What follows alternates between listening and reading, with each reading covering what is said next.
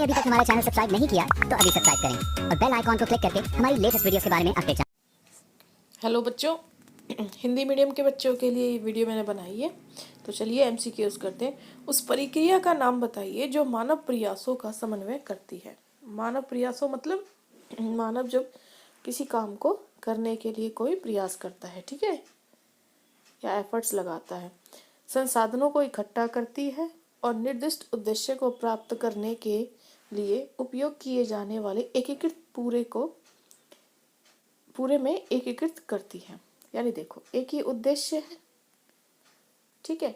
अब इस उद्देश्य को ध्यान में रखकर जो हमारे मानव है, मानव कौन, हमारी लेबर, ठीक है, हमारे वर्कर्स, वो क्या करते हैं, काम करते हैं। और काम किससे करेंगे, संसाधनों, संसाधन मतलब मशीन, प्लांट्स, ठीक है, ये सब हो गए। इनको इकट्ठा करते हैं और इनसे फिर वो काम करते हैं, ठीक है। तो ये किस में आता है, प्रबंधन में, योजना में, आयोजन में, निर्देशन में। तो ये बेटा आपका आएगा आयोजन में, ठीक है।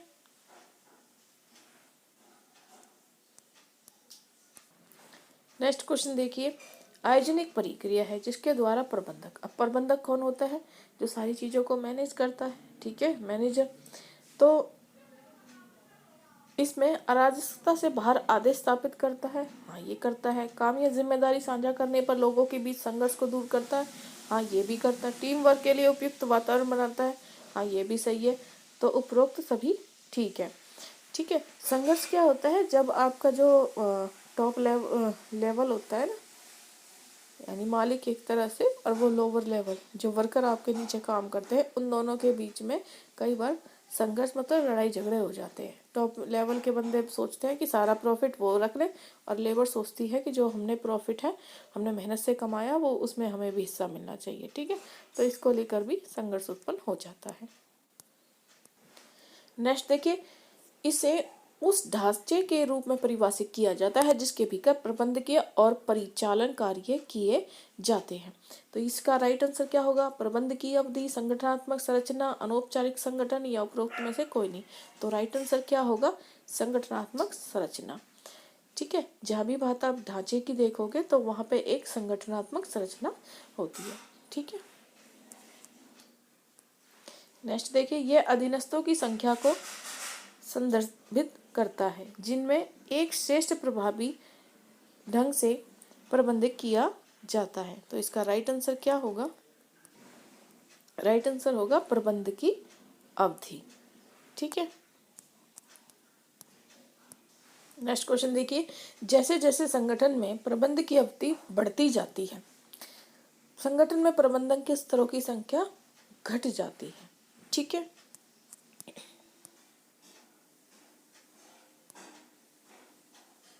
नेक्स्ट क्वेश्चन, यूरेनस लिमिटेड धातु उत्पादों में काम करने वाली कंपनी है। काम मुख्य रूप से उत्पादन, खरीद, विपणन, खातों और कर्मियों में बांटा गया है। संगठन द्वारा अनुसरण की जाने वाली संगठनात्मक संरचना के प्रकार की पहचान करिए। तो ये किसके आधार पर बांटा है, कार्यात्मक संरचना, काम के आधार पर काम को बांटा गया है। नेक्स्ट क्वेश्चन, संगठनात्मक संरचना के प्रकार की पहचान करें जो वेबसाइट विशेषज्ञों की सुविधा प्रदान करता है। जहां बात एक्सपर्ट्स की आती है, विशेषज्ञों की, तो यहाँ कार्यात्मक संरचना होती है, ठीक है। जो जिस काम में अच्छा होता है, विशेष होता है, उसको वही काम सौंप दिया जाता है। बेटा यही क्वेश्चन ऐसे भी आ सकता है, संगठनात्मक संरचना के प्रकार की पहचान करें जो कर्मचारियों के प्रशिक्षण को आसान बनाता है क्योंकि फोकस सीमित कौशल पर है। तो ये भी कार्यात्मक संरचना है क्योंकि यहाँ पर जो कर्मचारी जिस काम को करने में अच्छा होता है, जिसमें उसका फोकस होता है, ठीक है, जो उस काम को कर करके एक्सपर्ट हो जाता है, ये सब कार्यात्मक संरचना में आता है। काम के आधार पर आप वर्कर्स को कार्य का डिवाइड। नेक्स्ट देखिए, इस प्रकार की संगठनात्मक संरचना सबसे उपयुक्त होती है जब संगठन का आकार बड़ा होता है, विविध गतिविधियां और संचालन के लिए उच्च स्तर की विशेषज्ञ की आवश्यकता होती है। देखो गतिविधियाँ बहुत तरह की है और उनको काम करने के लिए एक एक्सपर्ट की ज़रूरत है, ठीक है। तो जब बात बार बार एक्सपर्ट की आएगी ना, तो वहाँ पे कार्यात्मक संरचना होगी, ठीक है। और जब आप प्रोडक्ट के आधार पर उसको बांट दोगे तो वहाँ डिविजनल स्ट्रक्चर आता है, ठीक है। आप चाहें तो प्लेलिस्ट में जाएं, ठीक है, और वहाँ पे मैंने 12th क्लास की बिजनेस स्टडी को अच्छे से एक्सप्लेन किया है हर चैप्टर को, ठीक है। तो वहाँ जाके आप ऑर्गेनाइजल स्ट्रक्चर पढ़ सकते हैं, ठीक है। उसमें मैंने अच्छे से बताया हुआ है। इस प्रकार के संगठनात्मक ढांचे के तहत निर्मित विभिन्न उत्पादों के आधार पर जनशक्ति को समूहित किया जाता है। तो ऑप्शन है आपके मंडल संरचना, कार्यात्मक संरचना, नेटवर्क संरचना या मैट्रिक्स संरचना। तो बेटा मंडल संरचना को आप यहाँ पे डिविजनल संरचना भी बोल सकते हो, ठीक है। डिविजनल संरचना इसका राइट आंसर होगा, क्योंकि मैंने अभी बताया कि उत्पाद के आधार पर जब बात की जाएगी तो वो डिविजनल होगा, और जब एक्सपर्ट या विशेषज्ञों के आधार पर बात की जाएगी तो वो कार्यात्मक संरचना होगा, ठीक है।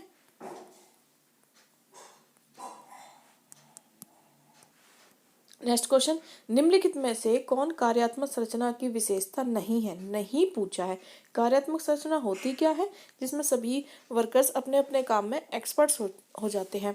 देखो काम को ना कई प्रोसेस में छोटे छोटे भागों में बांट दिया जाता है और एक व्यक्ति को एक काम दिया जाता है, फिर उसमें वो एक्सपर्ट हो जाता है, ठीक है। एक्सपर्ट हो जाएगा, विशेषज्ञ बन जाता है, ठीक है। तो अब उसकी विशेषता नहीं है वो पूछा है। तो यह कार्यात्मक विशेषज्ञों को बढ़ावा देता है, ये तो मैंने बताया, ये तो है। प्रबंधकीय विकास मुश्किल है। देखो जब इतना सारा मतलब इतने सारे वर्करों में छोटे छोटे काम को बांट दिया, फिर उनको अच्छे से मैनेज करना, ठीक है, तो उनका मैनेजर बनना ये तो मुश्किल हो गया है।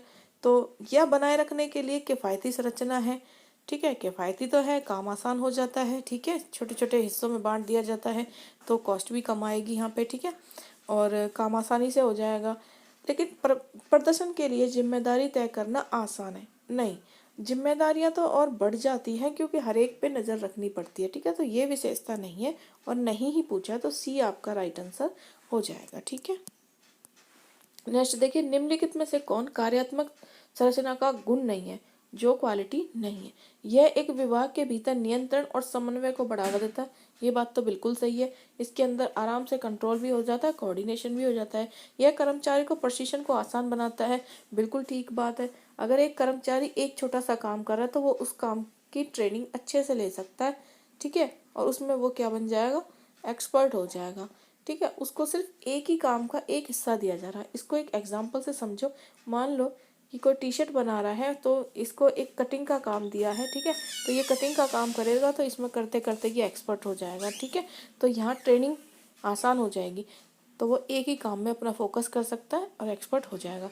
यह व्यावसायिक विशेषज्ञ की ओर जाता है तो वो एक्सपर्ट बन जाएगा, विशेषज्ञ होता है एक्सपर्ट, ठीक है। करत करत अभ्यास जड़मते हुए सुजान, एक ही काम को करते करते एक्सपर्ट हो जाएगा। उसने क्वालिटी नहीं पूछा है बेटा, तो यह सुनिश्चित करता है कि विभिन्न उत्पादों पर उचित ध्यान दिया जाए, ठीक है। तो ये सुनिश्चित नहीं करता।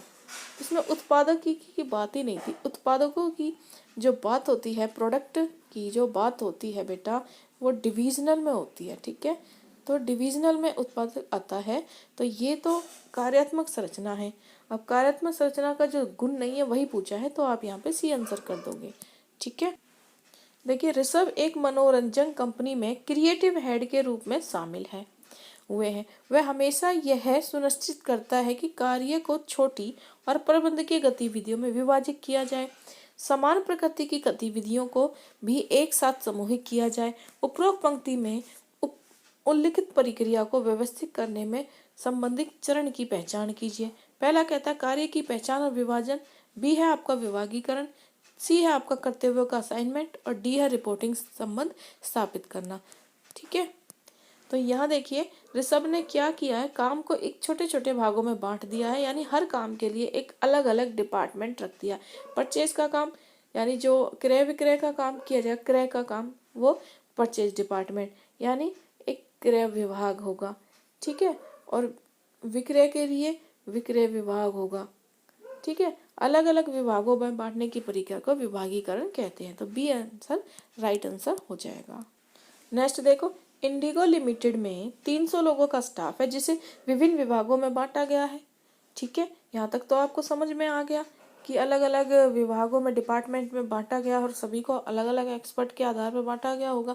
संगठनात्मक संरचना दर्शाती है कि उत्पादन विभाग में 100, वित्त विभाग 150, टेक्नोलॉजी यानी प्रौद्योगिकी विभाग में 20 और मानव संसाधन विभाग में 30 लोग काम करते हैं। कंपनी द्वारा अपनाई जा रही संगठनात्मक संरचना के प्रकार की पहचान करें। तो सभी को उनके कार्यों के आधार पर बांटा गया है, तो ये कार्यात्मक संरचना है। ठीक है, अगर उनको उत्पादों के आधार पर बांटा जाता तो ये क्या हो जाती, मेडल संरचना। ठीक है, और अगर उनके बीच में कोई दोस्ती, फ्रेंडशिप होती, उनके बेस पे बांटा जाता काम को, तो अनौपचारिक संरचना। ठीक है, आप चाहे तो प्लेलिस्ट में मेरी वीडियो देख सकते हैं, वहाँ मैंने पूरे चैप्टर को अच्छे से एक्सप्लेन किया है। नेक्स्ट देखिए, निम्नलिखित में से कौन सा संभागीय संरचना का गुण नहीं है? यह उत्पादकों को, उत्पाद विशेषता को बढ़ावा देता है, ये बात तो बिल्कुल ठीक है, एक्सपर्ट्स की बात मैंने कही है। यह सुनिश्चित करता है विभिन्न कार्यों पर उचित ध्यान दिया जाए। ठीक है, नहीं, ये उचित कार्यों पर नहीं ध्यान देता। यह लचीलेपन और तेजी से निर्णय लेने की बढ़ावा देता। ठीक है, यह नए डिविजनल के रूप में विस्तार और सुविधा की विकास की सुविधा प्रदान करता है, ये भी ठीक है। तो यहाँ पे संभागीय संरचना का जो गुण नहीं है वो पूछा हुआ है। जो गुण नहीं है, तो गुण कौन सा नहीं है कि विभिन्न कार्य पर उचित ध्यान दिया जाए। ठीक है, यही इसका गुण नहीं है, क्योंकि यहाँ पे आपसे डिविजनल की बात की है और डिविजनल में क्या होता है बेटा, कार्यों पे ध्यान नहीं दिया जाता, वहाँ प्रोडक्ट की बात की जाती है। ठीक है, जो जिस प्रोडक्ट को बनाने में एक्सपर्ट है, मान लो ये प्लास्टिक का प्रोडक्ट अच्छे से बना सकता है तो प्लास्टिक का काम दे दो, ये मेटल का काम बना सकता है, इसको मेटल का दे दो, इसे बोलते हैं आपका संभागीय संरचना। ठीक है, तो पहला पॉइंट तो इसका गुण है कि ये उत्पाद के विशेषकों पर ध्यान दे रहा है, लचीला और तेजी से निर्णय भी लेता है। ठीक है, और ये नए डिविजनल के विस्तार और विकास में भी सुविधा है। तो बचा के आपका बी नहीं है, नहीं पूछा है आपसे। ठीक है, नेक्स्ट देखिए, निम्नलिखित में से कौन संभागीय संरचना का दोष नहीं है? ठीक है, दोष नहीं है इसका मतलब लाभ पूछा है आपसे। ठीक है, पहला देखिए, यह बनाए रखने के लिए एक महंगी संरचना है क्योंकि उत्पादों में गतिविधियों का दोहराव हो सकता है, ये तो बिल्कुल ठीक है। मान लो वही काम लोहे की चीजों के लिए बनाने पड़ रहा है प्रोग्राम, वही चीजें मेटल के लिए बना रहे हो, परचेज डिपार्टमेंट अलग से रख रहे हो, सेल्स अलग से, तो देखो डबल डबल खर्चा आ रहा है ना। ठीक है, तो ये महंगा है। नेक्स्ट देखिए, किसी विशेष बात से संबंधित सभी कार्य को एक विभाग में एकीकृत किया जाता है, एक विभाग में तो नहीं करते ना बेटा, यह दोष नहीं है। ठीक है, विभिन्न हितों के कारण विभिन्न संभाग प्रमुखों के बीच संघर्ष उत्पन्न हो जाता है, ये तो ठीक है। किसी विशेष डिविजनल से संबंधित सभी गतिविधियों की निगरानी के लिए प्रबंधकों को प्रदान किया गया अधिकार अवांछनीय परिणाम दे सकता है, ये भी ठीक है। तो इन्होंने दोष पूछा है आपसे, दोष नहीं है, दोष नहीं है तो लाभ। और लाभ क्या है इसमें? लाभ मतलब एक अच्छी चीज, देखो किसी विशेष उत्पाद से संबंधित सभी कार्य को एक विभाग में एकीकृत किया जाता है। ठीक है, ये देखो दोष नहीं है, लाभ पूछा ना आपसे। तो ये बताओ, ये बनाए रखने के लिए महंगी संरचना है। महंगी संरचना, अगर कोई चीज आप महंगी बना रहे हो तो वो तो एक दोष हो जाएगा ना। ठीक है, अच्छी बात थोड़ी है ये। और उत्पादों में गतियों का दोहराव हो रहा है, एक ही चीज को आप रिपीट कर रहे हो, ये भी अच्छी बात नहीं है। ठीक है, और विभिन्न विभिन्न हितों के विभिन्न संभाग में क्या होता है, संघर्ष, संघर्ष होता है लड़ाई झगड़े, क्या संघर्ष होना अच्छी बात है? नहीं, ये भी दोष हो जाएगा। और आपसे दोष नहीं यानी लाभ पूछा हुआ है।